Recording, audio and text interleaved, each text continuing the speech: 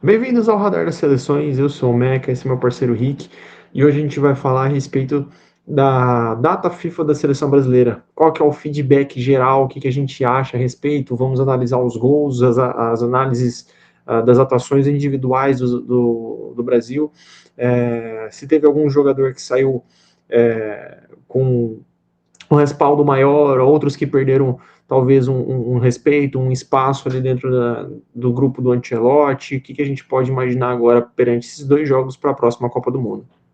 Os amistosos passaram, né? Então agora a definição da lista final está cada vez mais próxima.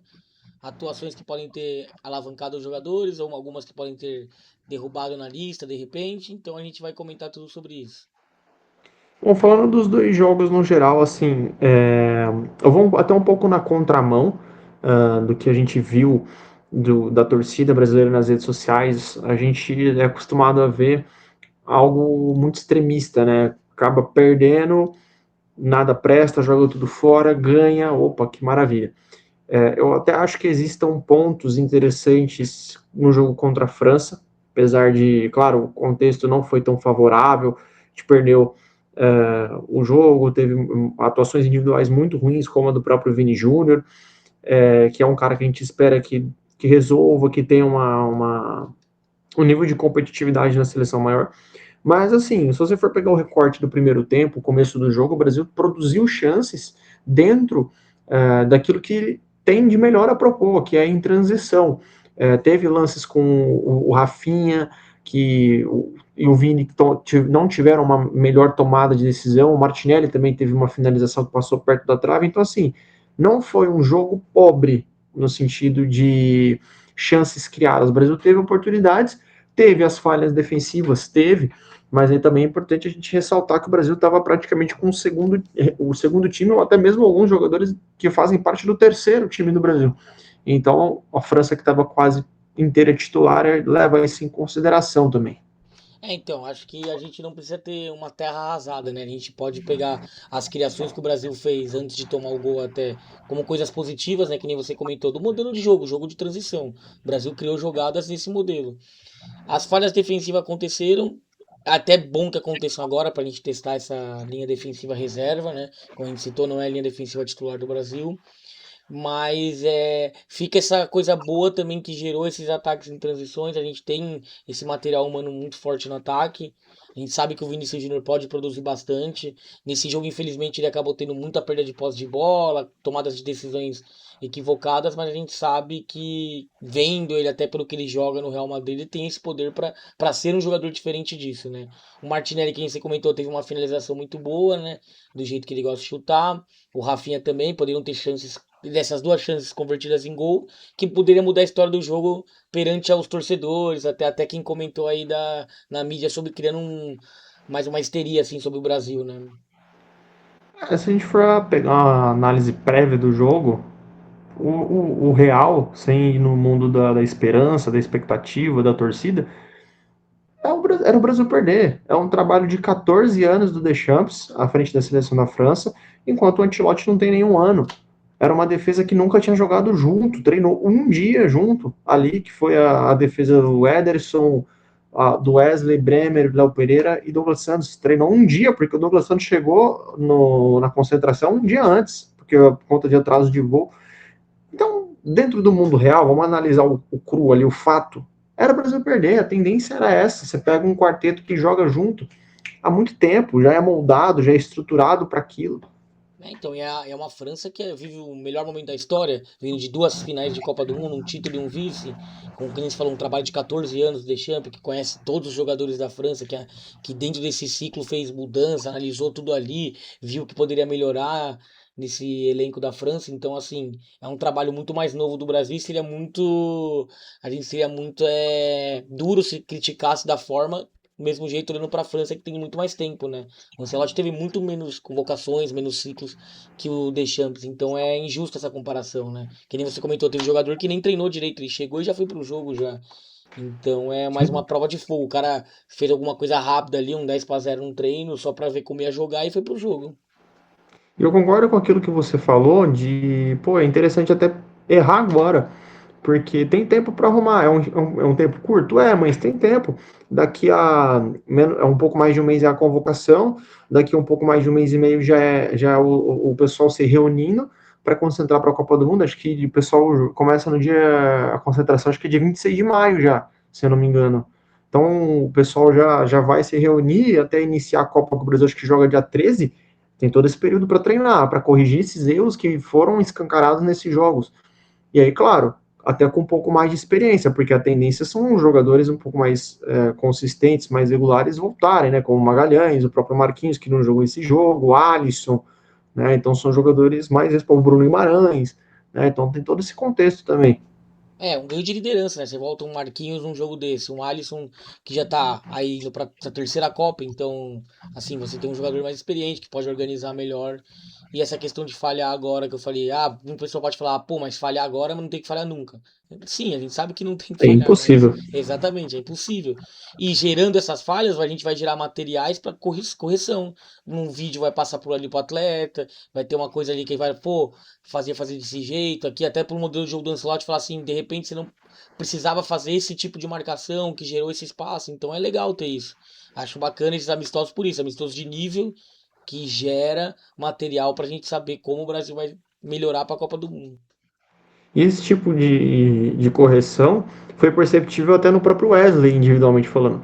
O último jogo da seleção que foi contra a Tunísia, o Wesley cometeu muitos erros individuais, erros de postura numa marcação de 1 para 1, erros de posicionamento também nesse tipo de situação, coisa que nesse jogo ele cometeu até ali os primeiros 8, 10 minutos, que também ele estava pegando a marcação individual contra o Mbappé, mas depois ele se corrigiu, depois ele conseguiu estruturar melhor essa marcação 1 para 1, questão de posicionamento corporal quanto posicionamento de campo, e isso fez com que ele se fortalecesse. Então, ele talvez tenha visto, obviamente ele viu, né, o que ele errou no jogo contra a Tunísia, e aplicou a correção durante esse jogo, né? Um adversário é mais difícil. É, e você vê, é de uma data FIFA para outra, né? Então, por isso que a gente fala, errou agora, ainda tem os jogos pré-Copa do Mundo já com a lista final, e até chegar na estreia tem toda essa questão de você poder corrigir. Então, tem tempo ainda para corrigir. Não é uma questão, perdeu ali, já é uma terra arrasada e não dá pra passar na Copa do Mundo e já era. Não, tem esse tempo para corrigir. Os jogadores são de níveis de bom entendimento, então a gente sabe que isso vai melhorar. Perfeito, e já para o segundo jogo isso já teve uma melhora. O Brasil teve uma imposição física defensiva um pouco melhor, claro que a entrada do Marquinhos já melhora muito nesse quesito. O próprio Ibañez na lateral direita, isso falando unicamente de característica, o Ibañez ele é zagueiro de origem, então obviamente o lado defensivo dele é mais trabalhado do que o do Wesley, então nesse quesito o Brasil acaba sofrendo um pouco menos, não por um jogador ser melhor que o outro, não, mas por característica, o cara ele atua dessa maneira. Então o Brasil teve uma estrutura melhor nesse segundo jogo, se impôs mais, também conseguiu trabalhar dentro daquilo que propõe. O primeiro gol do Brasil sai nesse tipo de situação, que é uma transição, que é mais uma vez o Brasil trabalhando aquilo que ele tem de melhor. Uma excelente bola no contra-ataque do Matheus Cunha, pega o Vini em velocidade, que é aquilo que ele tem de melhor, vai para o 1 contra 3, encontra o Danilo infiltrando, pisando na área, que é aquilo que ele apresenta também de melhor no Botafogo. Então você consegue extrair individualmente o que cada atleta consegue extrair no dia a dia, para dentro da seleção brasileira, que é o que é a transição. E um jogo de transição é um ponto muito importante ter um volante igual o Danilo que pisa na área, né? Porque é um elemento surpresa chegando na área, que tem uma boa finalização, que tá com 5 gols no Brasileirão, então é um jogador que tá vivendo uma fase artilheira. E essa questão do Vinícius Júnior na tomada de decisão. Nesse jogo contra a Croácia, as tomadas de decisão dele já foram muito melhores, né? Elas já funcionaram melhor. Nesse 1 contra 3 que ele consegue um corte e consegue achar o Danilo, já mostra isso, que ele teve essa tomada de decisão melhor, ele conseguiu ter o time de cortar na hora certa a bola. Sim, aí a gente pega até esse gancho das atuações individuais. O Danilo é um jogador que saiu, talvez até com o pé na Copa, né? Porque foi um jogador com impacto imediato muito grande. Contra a França, ele já entrou bem, assumiu uma responsabilidade ali que me surpreendeu. Ele já, opa, não, a bola parada é minha, eu que vou cobrar a falta, eu vou cobrar escanteio. Ele recebe a oportunidade no segundo jogo contra a Croácia de iniciar de titular, e mais uma vez ele é um dos melhores em campo ali, realmente. Eu acho que hoje se tornou, praticamente impossível ele não ir para uma Copa do Mundo. Assim, chega a ser até um ponto de equívoco se o Ancelotti não levar. Também acho, até pelas características dele que se encaixa no jogo do Ancelotti, né? Ele sai desses amistosos com uma estrelinha ali, ó, passaporte garantido pra Copa, porque pelas atuações não tem como deixar ele de fora, assim, seria realmente um equívoco e uma grande perda pro Brasil, né? Dentre ele, assim, que ganha um respaldo um pouco a mais, né? Igual você falou, deu uma alçada maior. O próprio Danilo Santos, o Endrick, acho que ganha muitos pontos. Luiz Henrique, se tinha alguma dúvida, inclusive até minha, antes desses dois jogos, eu tinha uma certa dúvida, um questionamento do Luiz Henrique por alguns jogos abaixo que ele apresentava na seleção. Acho que ele carimba de vez o passaporte. E o Igor Thiago, acho que são os quatro principais jogadores, né? Não sei se você se recorda mais de algum, talvez. Não, acho que é realmente esses quatro, né? A questão do Luiz Henrique, um jogador muito forte na transição, né? Um característico que o Ancelotti adora, como a gente falou, então entrando muito bem no segundo tempo no jogo contra a França, conseguindo bastante drible, tomada de decisões corretas, né? E acredito que a gente tinha esse receio porque a gente também não tava vendo ele jogar no clube, né? Então ele tava sem minutagem no clube, mas ele demonstrou que ele pode ser útil, né? Aí gerou essa dúvida também pra cabeça do Ancelotti, já. Mais uma vaguinha ali que pode ter ocupado. Questão do Ender que também mostrou que tem estrela, personalidade, o moleque entrou, não se abalou nos jogos, entrou muito bem. O Igor Thiago também demonstrou até personalidade no bater do pênalti também, né? A gente viu até a torcida vaiana ali, uma coisa ali diferente, mas ele mostrou Não sentiu a personalidade, pressão. não sentiu a pressão, uma pressão própria, né, criada, mas bateu o pênalti ali, demonstrou ações boas no jogo também. Não é à toa que vem fazendo muitos gols no Brentford, né, que vem mostrando ser um jogador útil e que não é só um jogador de momento, assim, para a seleção, né? Um jogador que pode ser muito importante ao longo da Copa do Mundo. Então, falando especificamente desses três restantes, né, até porque o Danilo a gente já comentou, o Igor Thiago ele entra num quesito de característica que o Ancelotti já falou várias vezes em entrevistas coletivas que ele queria. É um camisa 9 de área, um cara mais finalizador, não é o forte dele o cabeceio, mas tem uma boa estatura. Eu vou até verificar aqui quanto ele tem de altura, ele tem 1,91, então é um cara Muito bastante alto, alto. é um cara que brigou no terceiro gol, né? Ele que roubou a bola, ou Deve seja, ser um ele tem dos uma. mais altos do elenco. Acho que deve ser o mais alto do elenco, se É, bobear, né? não sei se ele é mais alto que o Magalhães, mas acho que é bem por aí também. Mas enfim, o Igor Thiago ele brigou no terceiro gol, ele que roubou a posse de bola já para iniciar essa transição do Brasil. Então é um jogador de característica que o Ancelotti vivia pedindo na seleção brasileira. O Igor Thiago acho que ele teve impacto imediato e produziu bem. Sobre o Hendrick é aquilo que a gente falou, cara, é estrela. É um cara que estreia contra a Inglaterra e o Wembley fazendo gol da vitória. É um cara que no jogo seguinte contra a Espanha no Bernabéu faz um dos gols. É um cara que no jogo seguinte contra o México, se eu não me engano, também faz o gol do empate no Brasil naquele jogo. Um cara que estreia no Palmeiras na primeira temporada, é o protagonista do título brasileiro, estreia no Real Madrid na Champions, faz gol, estreia no Lyon, faz gol. Então é um cara que demonstra muita estrela e com potencial pela idade que ele tem. Pelas entrevistas do Ancelotti até demonstrava uma certa desconfiança dele para esse ciclo de 26, já imagina ele em 30, porém o impacto imediato que ele teve no jogo contra a Croácia de ter entrado, sofrido pênalti, dado assistência logo em seguida para o Martinelli, eu acho que o Ancelotti vai estar repensando muito se ele deixa realmente o Endrick para 30. É, assim, que nem esse jogo do México que você comentou, né? O jogo tava empatado, é o Endrick que faz o gol no último lance, o gol que decide a vitória também. O Endrick ele tem isso ao longo da carreira, né? Gols que decidem partidas dos minutos finais, jogador decisivo que não tem medo de arriscar, não tem medo de ter personalidade de jogar, coragem. Então é um jogador muito importante que para mim não tem como não estar garantido assim. Ele vai ser muito útil ao longo da Copa, principalmente nesses jogos de Copa que são jogos amarrados às vezes, que pode ir para uma prorrogação, ele pode ser um jogador importante nessa questão, né? Eu vi aqui o Gabriel Magalhães tem 90, então o Igor Thiago Mais é alto mais ainda, alto né? 1 centímetro ainda. Então um jogador que a gente falou, briga muito na área, para essa segunda bola também pode ajudar num cabeceio direto ou na segunda bola no escanteio de repente. Então é muito importante isso. Você tem um Casemiro que sempre também chega forte ali nas bolas paradas, então o Igor Thiago pode complementar isso, né? Então acho que são jogadores muito importantes e que mostraram ser muito úteis nesses amistosos. Eu gostei muito da atuação deles e fico também por eles na lista. Eu não gosto muito de colocar, vamos falar da seguinte maneira, colocar como verdade absoluta jogadores garantidos na Copa do Sim, Mundo, igual a gente vê muitas notícias.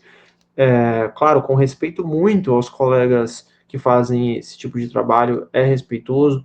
A gente mesmo, né, quando a gente fez os vídeos analisando as convocações e seleções, eu sempre utilizava o termo garantidos na Copa do Mundo, mas isso é sob muito o meu olhar, né? Quem eu observo. Eu não gosto de ter, tipo assim, como isso é um fato, ponto, acabou. Até porque o técnico pode simplesmente vir amanhã e mudar de ideia. Não, não acho que eu não vou levar mais o Casemiro. Pode ser, o cara acorde amanhã e não vou levar mais. aí pode olhar Ele alguma muda de coisa, uma ideia. característica e falar assim, pô, não quero mais ele dessa forma, não tá Né? ajudando e não vou levar. Então é isso Em, realmente, não dá pra cravar em, sem ter a lista verdadeira. em 2002 aconteceu isso, né? O Djalmin era o nome garantido na Copa do Mundo. Chegou na véspera da Copa do Mundo, ele fez ali a situação que fez com o técnico do La Coruña, e o Filipão falou: não, não vou levar esse cara por Exatamente. indisciplina. Ainda tem Indisciplina. uma temporada pra acontecer, né? Então, por exemplo, por lesão tudo bem, mas por indisciplina ou por questão, às vezes, técnica, o jogador de repente vai estar num momento físico mal e realmente não vai ter condição de jogar a Copa, isso pode mudar tudo nesses próximos 2 meses, né? Uma situação, por exemplo, o próprio Paquetá. Era um jogador que antes da convocação de março todo mundo cravava como garantido. Eu mesmo era um cara que falava: não, o Paquetá já está garantido na Copa do Mundo. O que aconteceu? O Paquetá não foi convocado e hoje a vaga dele está em risco. Se ele quiser Exatamente. simplesmente se ele quiser simplesmente, pô, eu não vou abandonar nem o Andrei, nem o Fabinho, nem o Casemiro, nem o Guimarães. Tenho que levar o Danilo, quem que roda é o Paquetá. Então, Então, o Paquetá é veio, até mais quando fácil, começou a né? Já jogar não pra tava lá. cá, quando começou a jogar pra cá, acho que deu um começo mais conturbado, né? Um início mais lento no Flamengo, e isso pode ter custado, que nem você falou, ele prefere outros jogadores talvez ao Paquetá, porque a gente sabe que o Paquetá tem as características que o Ancelotti gosta, né? Mas isso mudou quando ele vindo jogar pra cá. Agora a gente tem que esperar o quê? Ver os próximos jogos aí, como ele vai sair. Se de repente ele vai agradar mais, se ele vai evoluir. E se ele tiver uma crescente, o Ancelotti pode chamar ele de volta e tudo muda. Né? E aí, olhando um olhar clínico individual meu, eu acho que por característica até o Igor Thiago tá à frente do Hendrick. Se for para levar um ou outro, eu acho que ele levaria o Igor Thiago ali também, né? Sim, o Igor Thiago tem mais a característica de definidor, né? Até pela altura, até pelo momento A que ele característica vive. que a gente comentou. E é uma característica que a gente não tem no elenco, né? Então ele pode ser esse jogador que precisa, né? O definidor do Brasil. Sim, vamos agora olhar os gols que o Brasil sofreu para a gente fazer uma análise individual em relação a o que a gente poderia ter feito melhor. Não gosto dessa parte de esse aqui é o culpado, esse aqui não, é só realmente, pô, isso é um conjunto de fatores, né? Um gol. Então, o que a gente poderia ter feito melhor para ter sido evitado certos gols, certos lances? Vou por aqui. A gente deixou até um pouco mais devagar, para ficar um pouco mais claro em cima das nossas falas. Esse primeiro gol que a gente sofreu contra a França, o gol do Mbappé no primeiro tempo, eu já gostaria de destacar uma tomada de decisão equivocada do Léo Pereira. Ele tinha tempo, tinha espaço para executar um passe, e aparentemente, ao que mostra, ele se precipita, talvez até por um desejo de tirar a bola dali o mais rápido possível, para não ficar pressionado, para não ter um jogador chegando, se aproximando. Já despacha essa bola para o Andrei muito rápido. Ele tinha esse tempo para pensar, para erguer a cabeça, para mapear os melhores jogadores posicionados, poderia voltar a bola para o Ederson ali naquele momento para abrir um pouco mais o campo nesse sentido. Então, na minha visão, ele se precipitou, ainda mais se eu não me engano, ele faz esse passe com a perna direita, né? Então, até certo ponto, não é o pé dominante, isso acaba até prejudicando também até a qualidade do passe em algum determinado ponto. Talvez não saia na mesma velocidade ou na mesma precisão que ele queria antecipadamente. Então, para mim, o Léo Pereira tem esse equívoco que no segundo jogo ele já corrigiu, né? No jogo contra a Croácia, que faz parte. Pode dar Então, continuidade. talvez ele não tivesse tão com o corpo firmado e você fazer um passe com o pé que não é o seu dominante. É muito mais difícil do que você fazer o passe com o dominante, você ter calma. E a França não tinha uma pressão alta aí, né? A França não tava com uma Uhum. pressão absurdamente alta que você precisava tocar rápido, assim. Foi um passe meio que num desespero, assim, talvez de desafogar a pressão, tentar gerar uma transição mais rápida, mas só que nem mal é equilibrado e com o pé que não é o dominante, acaba já indo um passe mais fraco, né? Que a bola não acaba rodando lisinha. Aí, por exemplo, ó, dá sequência, deixa, vai dando play aí, ó. Só para você ver. Você percebe que o Andrei ele tem que corrigir esse passe, porque esse passe não foi Tem que dar um exatamente em passe cima pro do lado, Andrei. né, pra pegar a bola. Ele tem que se esticar pra dominar uma bola que não foi no pé dele direito, né? Ela já foi mais E, próxima da pressão. e outra situação, justamente a pressão que o Léo Pereira tentou imaginar que o Mbappé tá perto dele, ele joga essa, ele foi tirar a bola dali, imaginando que a pressão tá ali, ele jogou para perto da pressão, né? Exatamente. Ele Então, errou o ali na mapeamento, né? prática, esse jogador que era o Mbappé que saltou no Andrei, que o Andrei teve que corrigir, foi justamente esse cara que o Léo Pereira imaginou que estava ali por alguma situação. Então, essa pressão que ele tentou escapar, ele só facilitou. Então, Então, já foi um equívoco de passe que o Andrei corrigiu. Então, nesse lance, o Andrei ele não teve nenhum tipo de questão. Ele mapeou bem, ele foi corrigir pra não teve. perder a bola. Porque se a bola, se ele não pega essa bola, ela ia ser bola da França de qualquer forma. A França ia pegar pros volantes e ia sair jogando. E a leitura, o mapeamento dele foi. Viu o Casemiro com liberdade. Ele acelerou realmente só para dar o toquinho para escorar pro Casemiro. E o Casemiro que tá vindo, ele vai jogar de costas. Então, mais uma situação em desvantagem. O Casemiro vem com a pressão nas costas dele. Ele dá Sim. sequência aí no vídeo só para mostrar uma questão. O André ele corrige. Ó, aqui não vai tanto dar para perceber. Para pausar. Que não ficou tão claro no vídeo, mas quem quiser pode olhar lá no realmente nos melhores momentos, ali nos canais de transmissão. O Casemiro ele quebra o pescoço levemente, ele percebe a movimentação do Tchouaméni aqui do seu lado esquerdo. E isso, o Tchouaméni tá saltando aqui. Então, na prática, se o Tchouaméni que estava individualmente nele tá saltando aqui desse lado esquerdo, opa, então aqui minhas costas do lado direito tá com um pouco de liberdade. Se você for olhar as opções que o Casemiro tem de passe, o Léo Pereira ele tá posicionado com uma linha de passe aberta, mas você pode ver como o Dembélé já tá saltando pressão ali no Léo Pereira. Aqui, né? Você vê Então, aqui, ó. não tá com liberdade para o Casemiro efetuar esse passe. Então, olhando clinicamente, a escolha do Casemiro não foi tão equivocada. O cara tá saltando aqui, de pressão do meu lado esquerdo. Então, na prática, meu lado direito tá livre. Então, eu vou proteger, vou sustentar a pressão aqui do lado esquerdo para girar para o lado oposto, para explorar esse espaço às costas que eu tenho aqui. É uma perda normal de Talvez, jogo. talvez a falha do Casemiro foi não ter sustentado tanto a pressão. Mas aí, na minha visão, foi mais mérito do Tchouaméni do que demérito dele. Que nem a gente comentou, né, no off, a gente falou, é uma falha até natural de jogo, né, que pode um volante acontecer. Ele achou que ia sustentar a pressão, ele quebrou o pescoço, ele sabia que o Tchouaméni estava lá, então não foi assim, ele não foi surpreendido pelo Tchouaméni.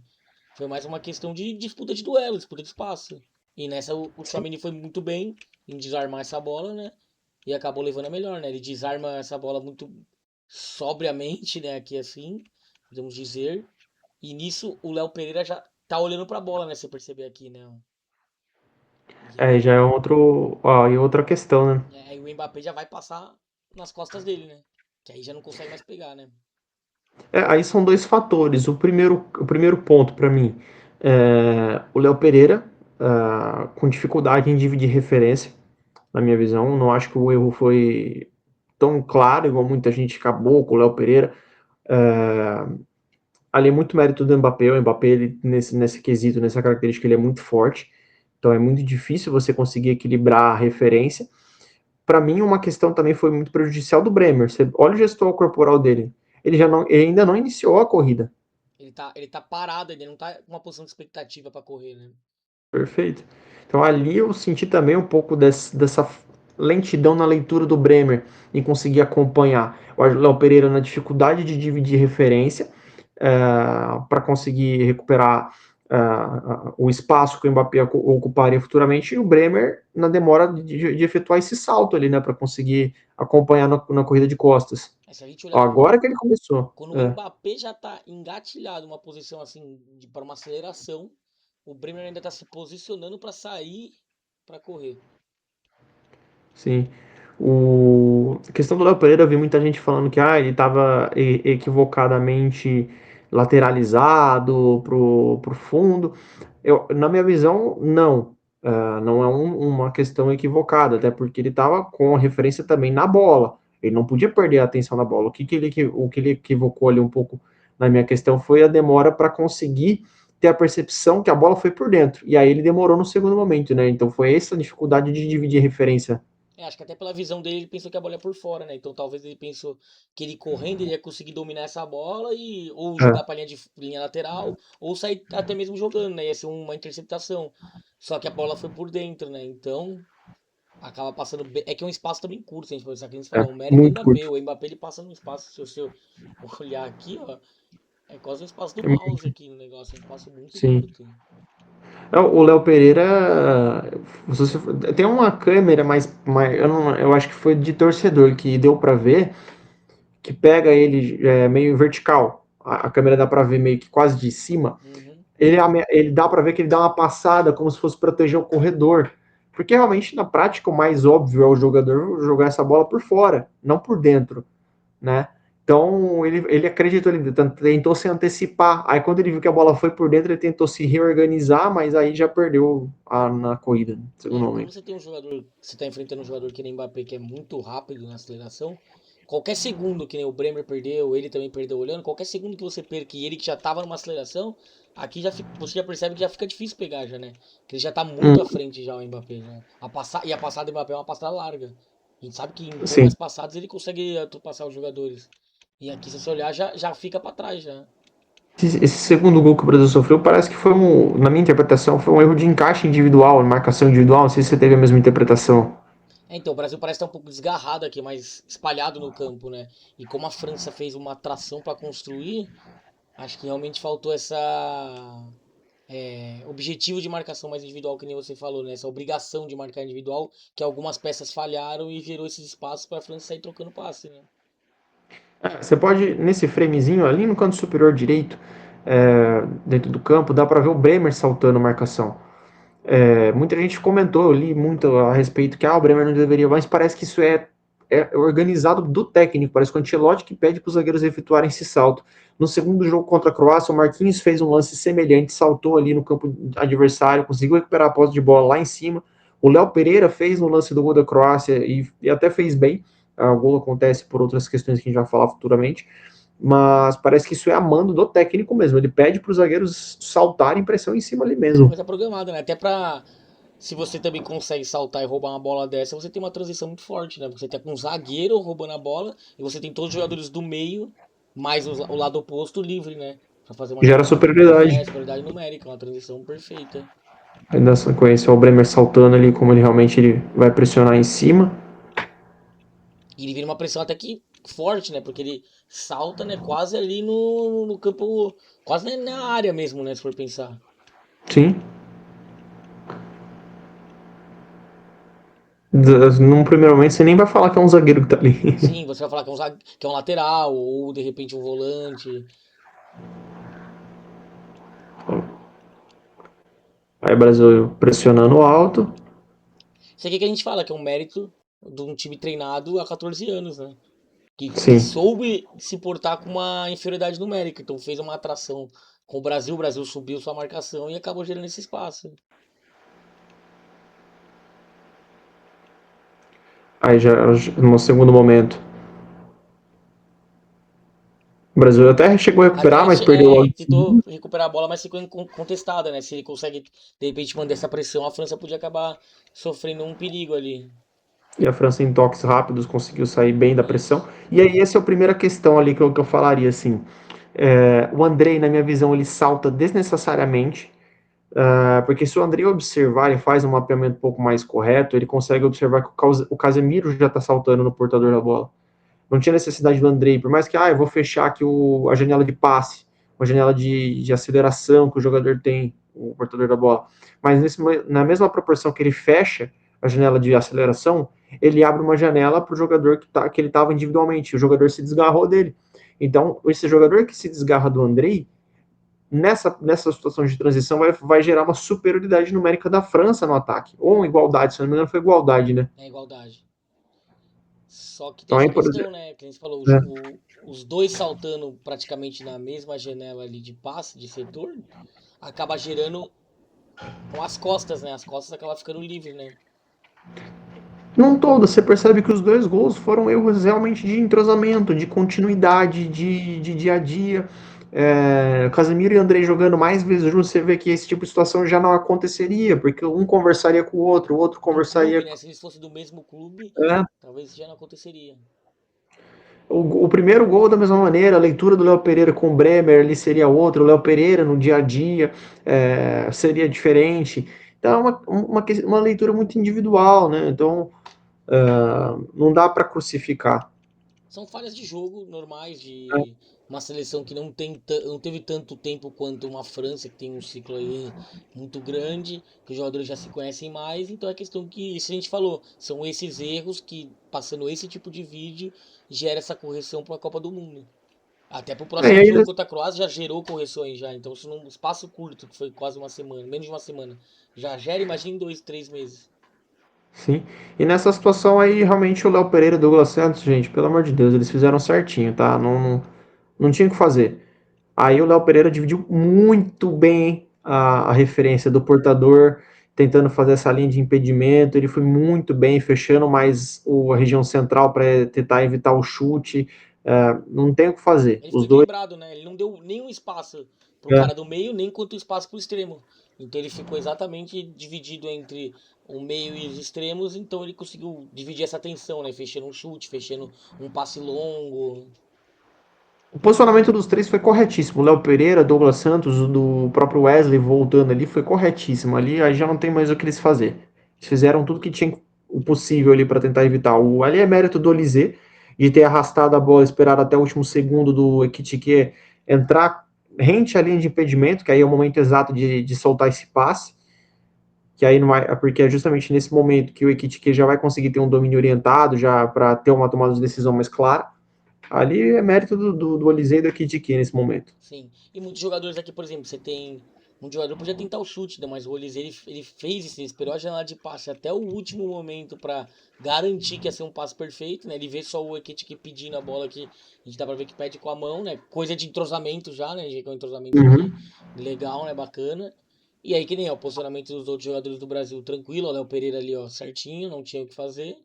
Mas só que ali já tinha esse espaço que gerou lá atrás, né? Um espaço que gerou lá atrás. Então, para corrigir esse espaço é muito difícil numa transição dessa rápida. O pessoal até falando para finalizar esses dois gols, o pessoal falou muito do Ederson nos dois gols. Cara, zero culpa também. Primeiro gol, ele quase fica em pé ainda, e bola encoberta. É, Esse segundo, ele tenta sair no pé. Mérito do Ekitike de ter dado um toque ali para encobrir. Não teve culpa, gente. Não tinha o que fazer. e aí ele diminui o espaço do Ekitike Mano, aqui, mano. aqui no máximo, aqui, ó. Aqui ele tá diminuindo o espaço do Ekitike no máximo, só que o Ekitike acertou um belo chute. Tanto é que, se você for pensar, a janela de passe para um jogador da área tá fechada. Então o Né? Ekitike só tinha que chutar. O goleiro diminuiu o espaço, só que tem o mérito do atacante também, né? Aí cara a cara com o gol é. Pô, o atacante tem uma chance maior de fazer gol, né? Teoricamente é uma obrigação maior do atacante. E outra, o Ederson fechou tão bem o espaço que o único recurso que coube para os dois gols foi a cobertura. É. Não tinha como, se o atleta chegasse finalizando forte, o Ederson tava com o espaço fechado, a não ser que fosse muito no alto E ali, é um ia pegar recurso para na. poucos, né? Uma cobertura, né? A gente tá falando, tipo assim, de uma coisa que sai muito no futebol. Tanto é que em vários jogos do Real Madrid teve lances que o Mbappé tentou a cavada e ele acaba errando de forma, assim, muito diferente do que foi essa. Acaba isolando a bola vai longe, passa pro lado, ou bate no goleiro e sai. Então não é coisa que vai acontecer sempre. E aqui você vê a bola Tem que ter passar rente nele quase. Ele quase a realmente pega força essa certa. bola.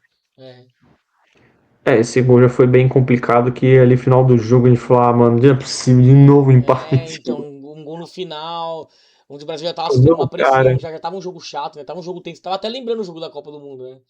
Tava um pouco Então. lembrando desse jogo. Teve um fantasma desse jogo. Aí é aquilo que eu falei, ó, o Léo Pereira já saltando ali. É Mais uma programado, é vez. realmente programado, porque, ó, aqui ele já tá saltando de novo, bem à frente do meio campo. Então, nesse momento, não, é aquilo que eu falo, cara. Se é pedido do técnico, essa tomada de decisão é pedido do técnico, Não é uma falha do que- atleta, exatamente. Não é uma falha não é falha do individual. atleta. E até certo ponto não é equivocado. Ele tem uma estratégia para você conseguir executar esse lance.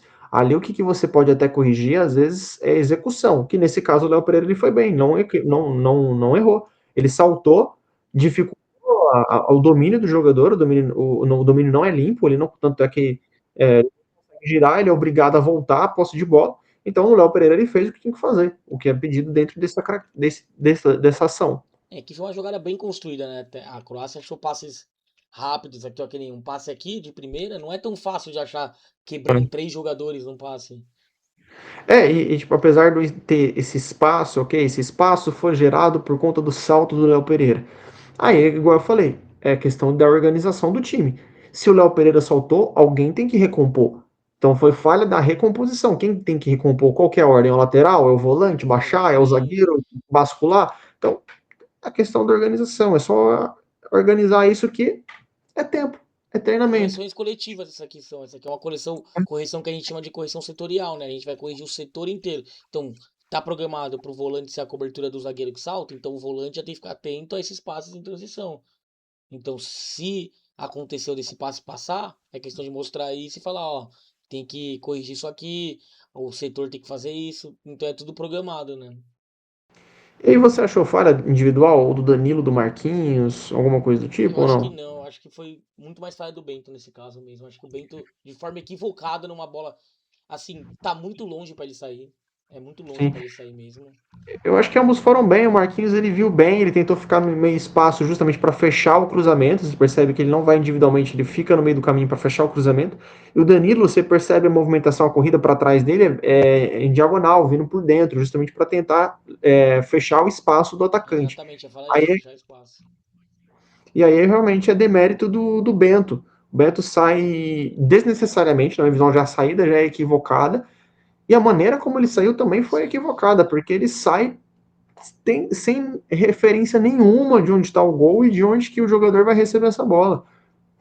É, Percebe então, que ele fecha direito, nada a ver. e aqui se você for ver aqui a distância que o Bento tá da bola, e a questão dessa bola, ela tá quase entrando na área, ainda tá entrando na área, e ele já tá na marca do pênalti, ele tá com o gol muito aberto, né? Ele tá com um espaço muito grande do gol. E ele tá saindo de uma Muito. forma meio que desesperada, só olhando ali pra bola, né? E ele acaba perdendo isso, ele já tá um pouco mais pro lado do gol, né? Então ele deixou um canto aberto. Quando eu vi ontem É. na TV, eu tinha falado, pô, mas eu acho que o Danilo podia ter protegido com o corpo, porque quando eu olhei rápido, eu achei que o Danilo tava à frente do zagueiro. Uhum. Do zagueiro não, do atacante. Só que aqui no caso não, né? Aqui no caso você percebe, olha como ele já sai aqui e olha esse lado do gol totalmente aberto, né? Você percebe que nesse momento que você, inclusive, você pausou, é o momento que ele tenta corrigir. É, ele tenta É o jogar momento um que ele pouco pro tenta lado, voltar. porque ele fala, opa, eu É. tô fora de referência, eu perdi a referência do gol. Uhum. Só que nisso, Ó, aí ele tenta travar a corrida, e aí no que ele tenta travar, ele não consegue recompor a tempo. Ó, e você esse percebe. Você... biquinho, ó, passa bem no lado que ele tava aberto. Sim, tá bem mal posicionado. É, então, aí aqui já é tragédia. Isso eu não acho que é o suficiente para ele perder a vaga na Copa, até Também porque acho eu que acho que ele tá não. bem encaminhado, mas pro público, né, sente um pouco de insegurança, né? Pô, mais um jogo falhando e, pô, um goleiro que foi super bem naqueles jogos contra Espanha e Inglaterra, hein? Isso, ele, sim, muito bem. E que questão, ele é um cara que tem confiança da comissão, porque ele é o mais convocado, né? Tafarel. Então, assim, passou por tudo. E a gente sabe que o Tafarel é um bom nome, já passou, que de trabalho com, do Alisson no Liverpool, então, assim, tem total confiança. Então, eu acho que ele não perca a Copa. No geral, tem coisas positivas a serem tiradas, tem coisas negativas a serem corrigidas. Fato é, nós não chegamos favoritos na Copa do Mundo. E fazer o quê? Faz parte, tá A tudo gente teve bem. um ciclo Isso não conturbado. A gente, é. de qualquer forma, quem fosse o técnico não ia chegar de favorito para a Copa do Mundo. A gente teve um ciclo que assim foi mexeu tardiamente, né? A gente perdeu muito tempo com algumas coisas, né? Então agora é correr atrás desse atraso, né? Isso não significa que a gente não vai ganhar a Copa, né? Exatamente, como acontece muitas vezes, né? Inclusive, nunca uma seleção que liderou o ranking da FIFA ganhou a Copa do Mundo. Nenhuma seleção que tem o atual bola de ouro ganhou a Copa do Mundo. Exatamente. E normalmente o bola de ouro acontece alguma tragédia, né, nele. E a França tem os dois. É, A França é número 1 do ranking e tem o Dembélé. então, a gente pode se apegar isso. De repente vai perder um pênalti aí numa final. É. Ou a gente se apega também na questão das 5 Copas que nós ganhamos, 4 nós chegamos também questionados, né? Ciclos conturbados, né? Classificações. Nessa questão, ainda nessa não, né? Porque também hoje em dia classificar, não classificar é difícil. Mas teve classificações conturbadas, jogadores que foram sacados, que o pessoal gostava. Convocações questionáveis, É, mesmo então. situação. E a única Copa do Mundo que a gente chegou sem desconfiança por parte da torcida e da mídia foi em 62. Isso também pode se remeter muito ao fato de ter ganho a Copa anterior, né? Isso a Exatamente. gente Não viu era histórico. um. E, pô, a gente sabe que já tinha jogadores que ganharam a primeira Copa. Eu tava naquela empolgação toda. E eram jogadores que estavam. Sim, eram unanimidades, acho que por quase todo mundo. Então, era um contexto bem diferente. Levando isso em consideração, mas isso sempre acontece. A gente chegou em 98 tranquilo, porque ganhamos 94. Chegamos em 2006, ganhamos 2002. O problema é a partir da Copa seguinte, aí já volta toda a pressão. É. É como se você ganhar um ciclo de roupa, de Você tranquilidade. É ganha mais ou 4 anos menos. de imunidade, né? Você ganha uma Copa de imunidade ali. Então todo mundo vai passar o pano. Você vai se perder, aí vamos por ganha essa. A de 30? Ah, não, tá tranquilo, a gente ganhou a última, aí 34 vai cobrar. Aí já vai o fumo de novo, mais ou É, menos. aí já começa o ciclo de novo do hiato aí. Mas enfim, vamos. Um outro ponto que eu gostaria de comentar para você. E sua opinião sobre o 4-2-4, que foi a polêmica das últimas semanas, o Brasil não pode jogar no 4-2-4 porque não funciona, muita exposição no meio campo. Aí eu até questionei, eu falei, a França jogou com o Brasil no 4-2-4 também. Então, eu acho que o pessoal vai muito no que só mostra os números, né? Então, se tá lá 4-2-4, acha que vai, tipo, ficar quatro atacantes parados na frente, mas Né? não vai descer, tipo, um atacante, não vai virar um 4-4-2 de repente. Então, assim, acho que o pessoal tem que entender que o sistema ele é dinâmico, ele não é fixo, não é porque tá escrito 4-2-4 lá que sempre vai ficar uma linha de quatro jogadores na frente que não vão descer, que não vão ajudar a marcar, que vai ficar exposto o meio campo na transição. Não, quando o Brasil tá defendendo é diferente. Quando tá defendendo não vai ficar quatro jogadores na frente. O Brasil, ele. Num jogo num todo, ele tem 4 fases, né? O 4-2-4 não dá nem para dizer que é a fase ofensiva, né? Porque na fase ofensiva é praticamente um 3-2-5, né? Os Isso. jogadores, uns meia salto. Na fase defensiva é o 4-4-2. Então é um determinado contexto do jogo que é o 4-2-4, se for olhar posicionamento. Mas o Cunha, gente, o Cunha ele é muito meio-campista. O Cunha ele recompõe muito. Ele faz praticamente um tridente. Se você for pegar o mapa de calor, de fato, mais básico, assim, realmente, no jogo contra a Croácia, o Cunha era o terceiro meio-campista. Ele fazia um triângulo ali invertido com o Casemiro e o Danilo. O Cunha ele marcou muito o lado esquerdo ali também para ajudar o Vini. É, então, no jogo que. No vídeo que a gente comentou, né, sobre a escalação do Cunha, que ele tava como atacante, a gente até falou assim, ele tá como atacante, só que ele é muito mais um meia, né? Porque ele recua muito pra buscar essa bola, pra criar jogada. Inclusive, ele fez bem esse papel, né? Foi elogiado. Então, assim, ele não é aquele cara que, se você olhar, que acha que vai ser aquele 9 que vai ser o atacante, esse quarto atacante. Então, não, ele é muito mais um meia, ele é muito mais um criador, um armador. O Cunha ele é titular absoluto com o Ancelotti. O Ancelotti ama o Cunha. Já não é o primeiro, por exemplo, o primeiro gol do contra a Croácia, não é um primeiro lance que aconteceu. Não sei se lembra, o jogo contra a Coreia do Sul, mesma situação. O Brasil Sim, recupera a sim. posse de bola no escanteio, ele já liga o Vinícius Júnior rapidão. Foi um jogo que Mesma funcionou situação. muito bem nessa essa ligação dele. Que ali deu pra ver bastante o que o Ancelotti queria com ele, né? Que ele vai ser o meia de ligação ali. Ele vai ser aquele cara pegar a bola, transicionar rapidamente aí ou pro Vini ou pro Rafinha e passar direto. E não só isso, o cara da recomposição, o cara que tem a força física, Sim. consegue segurar a pressão, o cara que marca bem também, o cara que alterna a posição, muitas vezes até com o Bruno Guimarães, o Cunha baixa para ser um segundo homem, o Bruno Guimarães pisa um pouco mais na área.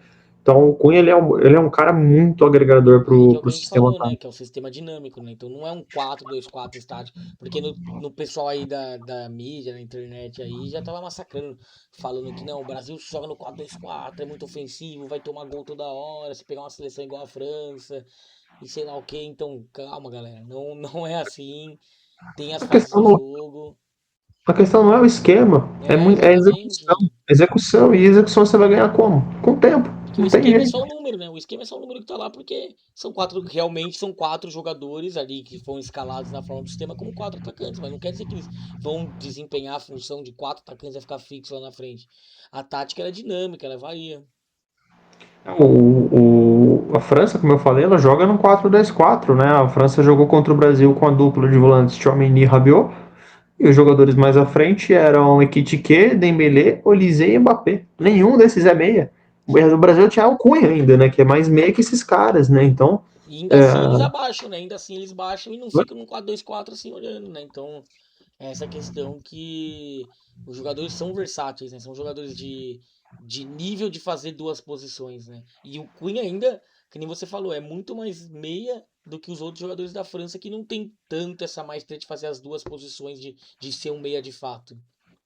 Sim. Inclusive, até curiosidade, o Ekitike que jogou muito pela esquerda, né? A gente tem uma referência do Ekitike mais centralizado, né? O Ekitike cai até um pouco mais pela esquerda, então houve até uma questão de adaptação perante o contexto ali Por isso que a dos gente já viu muito jogadores. surpresa até no gol da França, né? Você pensar, pô, o Ekitike ali, que é um jogador mais centralizado, mais definidor de frente, ele apareceu mais na extremidade, né? Sim. Mas enfim, agora para finalizar, sobre a sua expectativa à lista final, o Ancelotti disse na entrevista que ele está até com mais dúvidas do que certezas. Deve estar Acho com a que cabeça pesada dormindo ultimamente. no, e é bom a gente já enfiar na nossa cabeça. O que ele for fazer já vai ter crítica, porque vai ter alguma decisão importante no ataque mesmo. Acho que o ataque talvez seja o maior ponto de indefinição, né, que a gente imagina. A gente já tem essa garantia de que 6 nomes ou 7 estejam Sim. garantidos na Copa do Mundo, sobram 3 vagas, né? 2 vagas, perdão. Se são 7, sobram 2 vagas. Daí ele vai ter que escolher dois entre Igor Thiago, Endrick e Neymar, né? Neymar, né, a gente coloca na briga pelo que o jogador que ele é, tal, que ele tá tentando, se esforçando ainda. E também pelo apelo midiático, né? Se não levar o Sim. Neymar, vai ter muita crítica. Se levar o Neymar, também vai ter muita Vai crítica, ter, né? vai explodir metade do Brasil e a outra metade vai explodir também se não levar. Mas essa questão, a gente faz até essa pergunta: será que com o Igor Thiago, com o Endrick demonstrando essas partidas boas, será que o Neymar afastou um pouco da seleção ali? Será que ainda assim ele ainda pode tá no radar ou já tá um pouco mais abaixo? Assim, o Ancelotti falou, putz, os dois ali também estão desempenhando bem, merece ali também, participaram do ciclo. A minha aposta, se fosse para chutar, eu acredito que o cenário é que o Neymar não vai para a Copa do Mundo. Hoje fosse, para mim tá bem explícito isso. Porém, a convocação é dia 18 de maio, a gente tem um pouco mais de um mês até chegar lá. Então, até lá muita coisa acontece. O Neymar ele vai ter ali, sei lá, 10 jogos com o Santos, 9, 10 jogos com o Santos. Em 9, 10 jogos o cara faz 10 gols e 6 assistências, vai ter um apelo Ele muda a roleta, ele vai pro topo da pirâmide na hora. vai ter um apelo popular absurdo em cima para convocação dele, Exatamente, assim. exatamente. Então é É, tudo essa então, questão. Essas vagas estão muito concorridas, são vagas que estão sim. muito abertas. E aquilo que a gente falou até no início, a vaga está garantida até que ponto? O Paquetá estava garantido. Quem garante que a atuação do João Pedro, 2 atuações ruins do Não João Pedro, desgarrou ele possa um não ter pouco também. colocado um ponto de interrogação, tipo, opa, esse cara aqui que estava garantido não apresentou um bom futebol comigo, enquanto esse outro fulaninho aqui, que é o Igor Thiago, opa, esse aqui me entregou legal. A gente Exatamente. não tem como saber, né? Comissão técnica, cada um tem uma visualização, né? Cada um tem um ponto de discussão. O Paquetá foi tirado, volto a repetir, do Paquetá de novo. O Paquetá, que era um nome que era Garantido certo, como certo. que a notícia são de que o Ancelotti ama o Paquetá, que a princípio ele tirou o Paquetá para chamar o Sara, para ter uma reposição em caso de ausência do Paquetá. O Danilo, que foi uma reposição do Bruno Guimarães, agora pode pegar a vaga que não era nem para ele brigar. Exatamente. Pode tomar essa vaga e ir pra Copa do Mundo no lugar. Então, todas essas questões é uma surpresa, né? Como a gente tá falando de uma seleção brasileira que tem muito material de jogadores, sempre vai ter essa concorrência. Vai, Se vai. fosse convocar uma Eu, seleção que tem, assim, dois, três, quatro craques, é mais fácil, né? Aí você tem lá suas 20 vagas abertas, aí você pode alternar entre jogadores aí que não vai fazer essa diferença. perfeito. Agora, o que nos resta é rezar para ninguém se machucar, né? Porque Exatamente, até a já não basta o prorrogação Rodrigo ali. e o Wanderson, né? O Wanderson também é outro que está praticamente fora, né? Se eu não me Sim, engano. Mas é isso, pessoal. Espero que vocês tenham gostado do vídeo, desse tipo de conteúdo, analisando a seleção brasileira, o desempenho, passando o nosso feedback, o que nós achamos. Volto a repetir, foi uma data FIFA com pontos negativos e positivos, a gente tem que tirar esses 2 pontos, sim.